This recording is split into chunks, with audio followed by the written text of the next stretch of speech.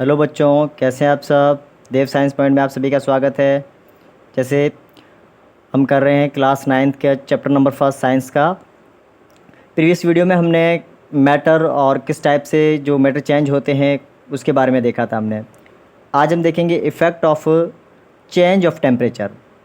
अब टेम्परेचर के चेंज होने से जो मैटर पर क्या इफ़ेक्ट पड़ता है, मैटर की जो है वो स्टेट किस तरीके से चेंज होती है अगर टेम्परेचर चेंज करते हैं हम। तो यहाँ पर हमने लिखा हुआ है when a solid is heated. जब भी हम सॉलिड चीज़ को हीट करते हैं the kinetic energy of particle, उसमें क्या हो जाता है बेटा, काइनेटिक एनर्जी इंक्रीज हो जाती है। The particle start vibrating and leave their fix position and start moving freely. अब अगर कोई ऑब्जेक्ट है, कोई पार्टिकल है बेटा, जैसे मान के चलो सॉलिड में है, अगर सॉलिड पार्टिकल है वो और उसको अगर आप हीट देते हो, ये जैसे सपोज़ कर लो ये सॉलिड है, अगर आप इसको हीट दोगे, अगर इसको हीट एनर्जी मिलेगी तो ये क्या करेगा, हीट एनर्जी मिलने से इसके जो पार्टिकल्स हैं ये वाइब्रेट करेंगे। वाइब्रेट करते करते ये क्या हो जाएंगे बेटा, अपनी जगह को फ्रीली जो है वो लीव कर देंगे, छोड़ देंगे, अपनी जगह को छोड़ेंगे।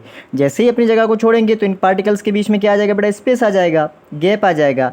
और जैसे स्पेस आएगा तो इसकी स्टेट जो पहले सॉलिड थी उस सॉलिड से अब क्या हो जाएगा बेटा, सॉलिड लिक्विड की तरफ ये मूव कर जाएगा। और ज़्यादा इसको हीट दोगे तो ये लिक्विड से क्या हो जाएगा बेटा, गैस की तरफ मूव कर जाएगा। तो हमें क्या पता चल रहा है यहाँ से कि अगर आप किसी भी ऑब्जेक्ट को हीट करते हो, किसी भी सॉलिड चीज़ को हीट करते हो तो उसके अंदर किसका रेशो बढ़ेगा, काइनेटिक एनर्जी का। जैसे काइनेटिक एनर्जी बढ़ेगी, काइनेटिक एनर्जी बढ़ेगी, वैसे ही वो पार्टिकल क्या करेगा बेटा, वाइब्रेट होना शुरू हो जाएगा और मूव करना शुरू हो जाएगा। और हमेशा याद रखना, पहले ही हम पढ़कर आ चुके हैं बेटा, इसकी प्रॉपर्टी के अंदर, सॉलिड की प्रॉपर्टी में जो काइनेटिक एनर्जी होती है सॉलिड में वो नेग्लिजिबल होता है। नेग्लिजिबल मीन्स ना होने के बराबर होती है। इस तरीके से हमारे पास जैसे ही हम किसी भी सॉलिड चीज़ को हीट करते हैं बेटा, हीट देने से उसमें क्या हो जाता है, काइनेटिक एनर्जी इंक्रीज हो जाएगी। काइनेटिक एनर्जी इंक्रीज हुई, साथ ही साथ पार्टिकल क्या करेंगे, वाइब्रेट करना शुरू हो जाएंगे। और पार्टिकल वाइब्रेट करने के बाद उनकी जो फिक्स पोजीशन है उसको वो लीव कर देंगे। फिक्स पोजीशन लीव हो जाएगी तो वो पार्टिकल जो है बहुत धीरे धीरे, बहुत ही आसानी से फ्रीली मूव कर पाएंगे। अब उसका स्टेट जो है बेटा वो सॉलिड से किस में कन्वर्ट हो गया, सॉलिड से वो हो गया लिक्विड के अंदर। किस में हो गया बेटा, लिक्विड के अंदर। तो आपको ये ध्यान में रखना है कि अगर आपसे कभी भी पूछा जाए कि पहला फैक्टर क्या है किसी भी स्टेट ऑफ मैटर को चेंज होने का, तो आप कहोगे सबसे पहले है टेम्परेचर। अगर आप टेम्परेचर को चेंज करते हो बेटा तो उसकी स्टेट खुद ब खुद चेंज हो जाएगी। अब स्केल ऑफ मेजरिंग टेम्परेचर, अब टेम्परेचर को मेजर करने के स्केल हमारे पास, तो देखो हम जो यूज़ करते हैं वैसे हमारे पास तीन टाइप होते हैं। कौन कौन से, एक होता है सेल्सियस, एक होता है फ़ारेनहाइट और एक होता है हमारे पास केल्विन। अब ये सेल्सियस कहाँ यूज़ किया जाता है बेटा, ये इन्वायरमेंट के लिए यूज़ किया जाता है। जैसे आपके मोबाइल में होगा, मोबाइल में जो है ना आपके देखा होगा कि आज जो है 34 सेल्सियस डिग्री है या 27 सेल्सियस डिग्री है या 40 डिग्री। जैसे अभी गर्मियों का मौसम चल रहा है, गर्मियों में जो अप्रोक्स 40 के आसपास जो टेम्परेचर होता है तो 40 सेल्सियस डिग्री होता है। तो अब यहाँ से क्या है बेटा कि जो एनवायरनमेंट का टेम्परेचर हम चेक करते हैं वो सेल्सियस में। फिर फ़ारेनहाइट कहाँ यूज़ करते हैं, फ़ारेनहाइट हम यूज़ करते हैं बेटा मेडिकल के अंदर। ये कहाँ यूज़ किया जाता है, मेडिकल के अंदर। तो आपने देखा होगा जब भी आप डॉक्टर के पास जाते हो, फीवर वगैरह होता है तो डॉक्टर आपको कहता है कि आपको तो फीवर जो 98 पर है या 99 है या 100 है। तो आप अंदाज़ा लगाओ अगर यही 100 सेल्सियस होता बेटा तो हमारी बॉडी का क्या हाल होता, क्या कंडीशन होती है हमारी बॉडी की, बिल्कुल हम मेल्ट हो जाते, पिघल जाते। तो वो क्या होता है बेटा 98 99 या 100 जो फ़ारेनहाइट होता है बेटा वो फ़ारेनहाइट में लिया जाता है। फ़ारेनहाइट जो हमारे पास 0 सेल्सियस इक्वल 32 फ़ारेनहाइट, हमारा जो फ़ारेनहाइट का स्केल है वो 32 से स्टार्ट होता है। और थर्ड हमारे पास होता है केल्विन, इसको हम क्या लेते हैं बेटा, लेबोरेटरी में लिया जाता है और इसका जो मेजरिंग पॉइंट है वो 273 से स्टार्ट होता है। मीन्स कि जब आपके पास 0 सेल्सियस टेम्परेचर होता है तब केल्विन में आपके पास 3 केल्विन। तो ये आपको याद रखना है। अब आगे देखेंगे बेटा कि ये तो हमने देख लिया केल्विन, जो आपके पास एसआई यूनिट इसका क्या होता है, केल्विन होता है। 0 सेल्सियस बराबर होता है 273 केल्विन के। आगे हम देखेंगे किस तरीके से केल्विन को जो हम सेल्सियस में कन्वर्ट करते हैं और सेल्सियस को कैसे केल्विन में कन्वर्ट करते हैं। इसका सिंपल है, अगर सेल्सियस में दिया हुआ है बेटा केल्विन में कन्वर्ट करना है तो 273 है प्लस कर लो, और अगर केल्विन है तो उसमें 273 माइनस कर लेना। बस इतना ही आपको करना, बाकी इसमें प्लस माइनस का बाकी कोई झंझट नहीं है इसका। लेटेंट हीट की अगर बात करें बेटा, लेटेंट हीट, लेटेंट वर्ड का मतलब होता है, लेटेंट मीन्स हिडन, जो छुपी हुई चीज़ हो। लेटेंट ये एक आपका ग्रीक लैंग्वेज से लिया हुआ लेटेंट वर्ड का मतलब होता है हिडन, जो एनर्जी हिडन हो। एक बार डेफिनेशन देख लेते हैं। The heat energy which has to be supplied to change the state of matter without changing its temperature. अब देखो, आप क्या करते हो, एक आइस क्यूब लिया आपने, उसको आप मेल्ट कर रहे हो बेटा। अब वो 0 सेल्सियस से थोड़ा सा उसका टेम्परेचर बढ़ता है तो वो आइस मेल्ट होना शुरू हो जाता है और वो क्या बन जाएगा, लिक्विड में आ जाएगा, वाटर। अब उसकी स्टेट चेंज हो रही है। आइस से क्या बन रहा है बेटा, आइस से आपके पास वो लिक्विड में आ रहा है, मतलब वाटर में आ रहा है ना, सॉलिड टू लिक्विड आ रहा है। लेकिन अगर आप इसका टेम्परेचर मेजर करोगे लिक्विड तक, जब तक ये टेम्परेचर मतलब लिक्विड बन नहीं जाता तब तक इसका टेम्परेचर मेजर करोगे तो ये 0 सेल्सियस ही रहेगा, टेम्परेचर इसका चेंज नहीं होगा। टेम्परेचर सारा कहाँ जा रहा है, इसमें एनर्जी जा रही है आपकी। तो without changing the temperature but change the state of matter, क्या कह रहा है, the heat energy which has to be supplied, heat energy जो आप सप्लाइड कर रहे हो to change the state of matter, matter का स्टेट चेंज हो रहा है विदाउट चेंजिंग इट्स टेम्परेचर, उसका टेम्परेचर जो चेंज नहीं हो रहा है। आपने शुरू में उसको 0 सेल्सियस दिया तो अब भी वो 0 सेल्सियस ही रहेगा। आइस जो है वो सॉलिड से लिक्विड में कन्वर्ट हो जाएगी, वाटर बन जाएगा, लेकिन उसका टेम्परेचर जो बेटा वो अभी तक 0 सेल्सियस ही रहेगा। It means without changing the temperature the change of matter, matter का जो स्टेट है वो चेंज हो गया, इसको हम कहते हैं लेटेंट हीट। अब लेटेंट हीट ऑफ फ्यूजन इसकी बात करेंगे तो लेटेंट हीट ऑफ फ्यूजन में क्या होगा बेटा, सॉलिड से लिक्विड का बनना। The amount of heat energy is required to change 1 kg of solid into liquid at ATM, ATM का मतलब है atmospheric pressure.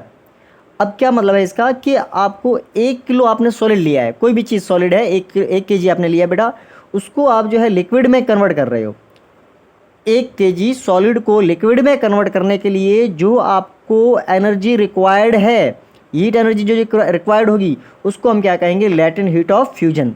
The amount of energy, heat energy is required to change 1 kg of solid, 1 kg solid को change किया हमने किसमें, liquid में, और उस 1 kg सॉलिड को लिक्विड में चेंज करने के लिए जो भी हमें हीट एनर्जी चाहिए उसको हम कहते हैं बेटा लेटेंट हीट ऑफ फ्यूजन। यहाँ से ये बहुत इंपॉर्टेंट पॉइंट है बेटा, ये याद करना है आपको, ये याद रखना है कि the particle in water at 0 Celsius, जो 0 सेल्सियस पर वाटर के पार्टिकल्स होंगे। अभी मैंने बताया कि जो सॉलिड है वो वाटर में चेंज हो गया, सॉलिड जो लिक्विड में चेंज हो गया, तो अभी तक उसका टेम्परेचर क्या है, 0 ही है बेटा, लेकिन स्टेट चेंज हो गई। कह रहा है the particle in water at 0 Celsius have more energy as compare to ice particle at the same temperature. उसी सेम टेम्परेचर पर जो है आइस के कंपेरिजन में जो लिक्विड है, वाटर है बेटा, उसके अंदर एनर्जी ज़्यादा होगी। रीज़न क्या है, पहले ही हम पढ़ के आ चुके हैं कि सॉलिड के अंदर जो होता है वो काइनेटिक एनर्जी बहुत कम होती है, और पहले आइस क्या था, सॉलिड थी बेटा, अब वो किस में कन्वर्ट हो गया है, वाटर में, लिक्विड में कन्वर्ट हो गया, तो उसके अंदर एनर्जी क्या रहेगी, ज़्यादा रहेगी। ये आपको इस चीज़ को ध्यान में रखना है। उसके बाद अगर हम बात करें बेटा लेटेंट हीट ऑफ फ्यूजन एवापोराइजेशन, तो वेपोराइजेशन में बात करेंगे तो लिक्विड से गैस का बनना। यहाँ पर फ्यूजन में क्या था बेटा, यहाँ पर फ्यूजन में जो हमारे पास था वो सॉलिड से लिक्विड का बनना था, और यहाँ पर लिक्विड से गैस का बनना। The amount of heat energy that is required to convert 1 kg of liquid into gas at its boiling point without changing temperature. अब ये सेम चीज़ कह रहा है, पहले में क्या था बेटा, पहले में सॉलिड से लिक्विड का बनना, 1 kg सॉलिड से लिक्विड का बनना, उसमें जो हीट एनर्जी रिक्वायर्ड थी आपको, वही सेम चीज़ कह रहा है कि जो आपके पास एक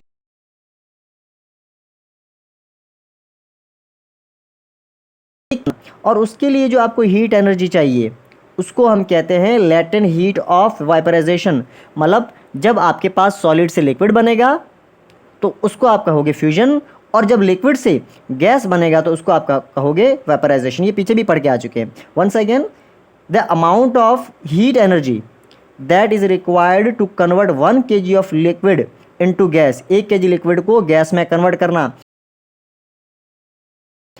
बट वंस अगेन बेटा इसमें टेम्परेचर चेंज नहीं हो रहा है, टेम्परेचर कांस्टेंट रह रहा है, remaining same temperature, but state of matter is changed. State of matter क्या हो रहा है, चेंज हो रहा है। इसमें आप ये देखोगे कि जो पहले लिक्विड था अब लिक्विड में गैस बन गया है, लेकिन टेम्परेचर अगर पहले भी उसका 100 सेल्सियस था अब भी वो 100 सेल्सियस ही रहेगा। यहाँ पर भी आपको एक जो बात नोट करनी वो क्या है बेटा, particle in a steam. Steam का मतलब क्या होता है, बाफ।